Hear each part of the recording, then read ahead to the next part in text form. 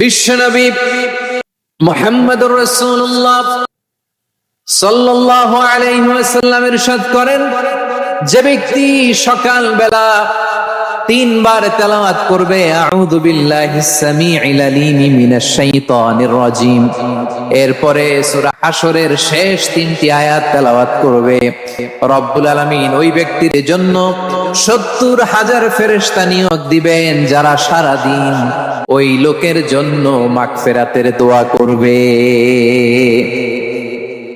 শুধু এখানেই শেষ নয়, বিশ্বনবী ফরমান ওয়া ইন মাতা ফি যালিকাল ইয়াউমি মাতা শাহীদান, ওই দিন যদি ওই ব্যক্তিটা ইন্তেকাল করে সে শহীদ হয়ে কিয়ামতের দিন আল্লাহর সামনে দাঁড়াবে। সকালবেলা যদি পড়েন তিনবার আউযু বিল্লাহিস সামিউল আলিম মিনাশ শাইতানির রাজিম তিনবার পড়ে সূরা হাশরের শেষ তিন আয়াত যদি তেলাওয়াত করেন, তাহলে আপনার জন্য আল্লাহ তাআলা ৭০,০০০ ফেরেশতা নিয়োগ করবে।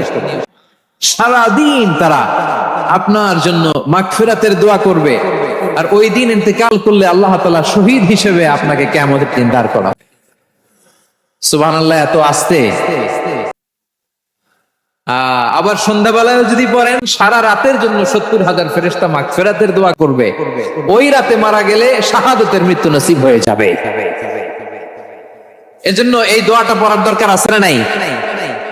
আযকারুস সাবাহি ওয়াল মাসা, সকাল সন্ধ্যার যে জিকির, এই জিকিরের অন্তর্ভুক্ত করে নেবেন এই ওয়াজিফাটা।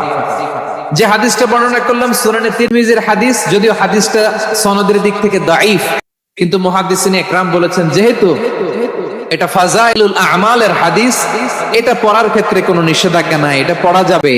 সো সকাল সন্ধ্যা যদি সুযোগ হয় এই ওয়াজিফাটা যেন আমরা পড়ি। এই তিনটি আয়াতের ভেতরে আল্লাহ তাআলা তার 14টি গুণবাচক নাম উল্লেখ করে দিয়েছেন।